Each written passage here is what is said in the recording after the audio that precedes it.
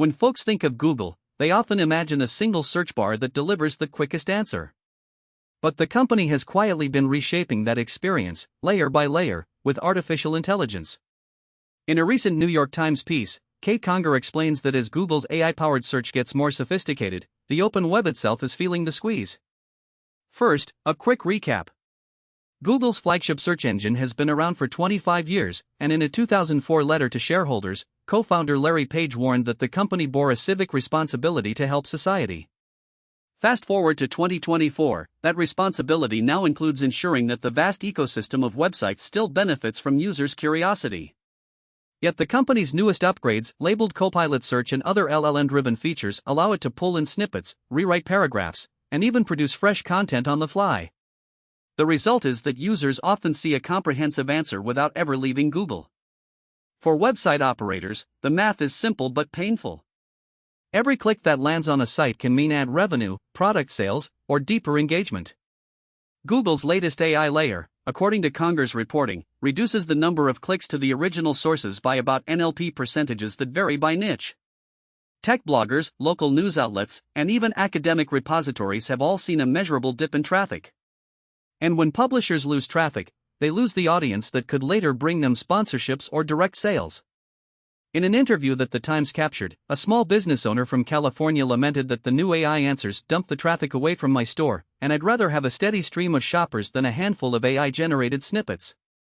Meanwhile, a content-heavy nonprofit that relies on reader donations reported a drop in click-through that threatened its fundraising pipeline. Google, for its part, argues that the AI boost is a win for users. We're delivering more relevant information quickly, which saves time. They also point to a new set of usage metrics that promise to help advertisers target smarter. But critics say this comes at the cost of the web's diversity, arguing that without a steady flow of traffic, smaller voices will nosedive. The industry is now wading through a gray area.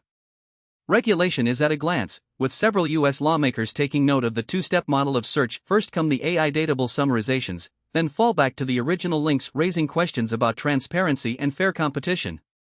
The open web is meant to be a marketplace of ideas, one regulator said. If a single algorithm rhetorically suppresses a significant share of those ideas, it could be resistant. And it's not just a legal debate, there are also technical hot quests. Some webmasters have begun shoring up their own AI models on the backend, hoping to keep their riders of traffic in place. Others are revising newsfeeds to give direct calls to action that encourage users to click through. So if you're a reader, know that the next time you get a concise answer to what's the best way to fix a flat tire, you may not see the link that originally informed that answer. And if you're a site owner, you're not alone in that worry, but solutions, from better SEO to own AI services, are increasingly on the table.